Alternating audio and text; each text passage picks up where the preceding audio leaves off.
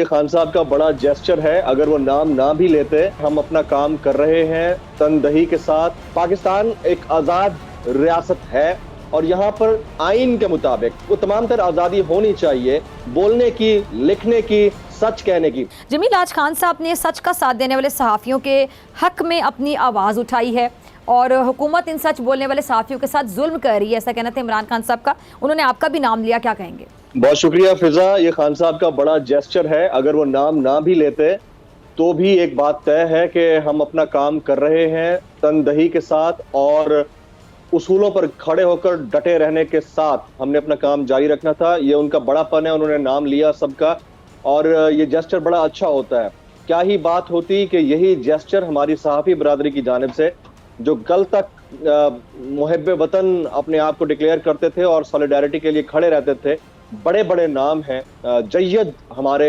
اینکران کرام اور صحافیان کرام، ان میں سے کسی کو بھی یہ توفیق نہیں ہوئی کہ ٹاپ ٹرینڈز بننے کے باوجود، اس کے باوجود کہ تھریٹنڈ ہیں یہ سارے کے سارے، ان کو خوفزدہ کیا جا رہا ہے، اس کے باوجود کسی نے کوئی نہ تو نام لینے کی کوشش کی، نہ سولیڈیرٹی کا مظاہرہ کیا۔ یہ وہ لوگ تھے جو آرٹیکل 19 کے اوپر نیشنل پریس کلب کے باہر کھڑے ہو کر نعرے لگواتے تھے،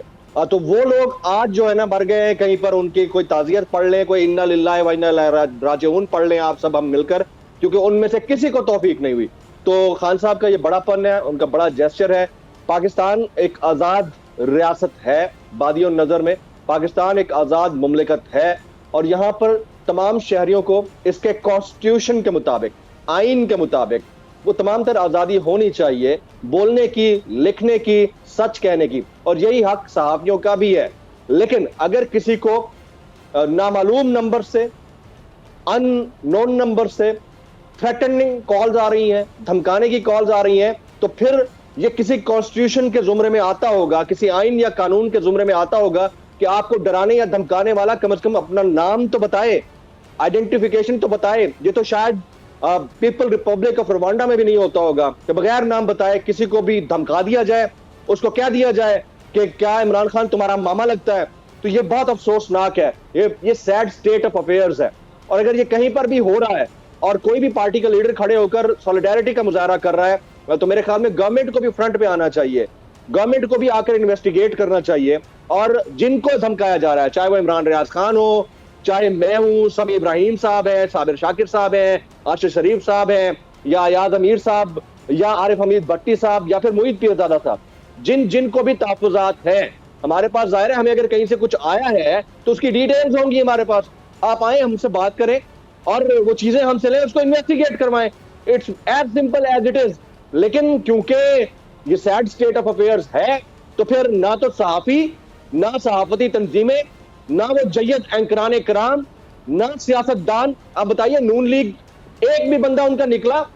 جو گورنمنٹ میں ہے اس نے آ کر کنڈیم کیا ہو، پیپلز پارٹی کا ایک بھی بندہ آیا کسی نے آ کر کنڈیم کیا ہو، 48 گھنٹے میں ٹاپ ٹرینڈ بنا رہا، میرا، پھر عمران ریاض خان صاحب کا، اس سے پہلے سمیع صاحب کے خلاف FIR ہو چکی ہے۔ تو یہ افسوسناک ہے۔ تو اس صورتحال میں اگر کوئی شخص کھڑے ہو کر نام لے کر باقاعدہ طور پر کسی کو ان کے ساتھ سولیڈیرٹی کا مظاہرہ کر رہا ہے تو یہ بڑی بات ہے، حالانکہ ہمیں اس کی ضرورت نہیں ہے، اگر کوئی نہیں بھی کرتا تو بھی ہم اپنا کام جاری رکھے ہوئے ہیں کانسٹیٹیوشنلی۔ سبسکرائب کریں اور بیل دبائیں تاکہ کوئی خبر رہ نہ جائے۔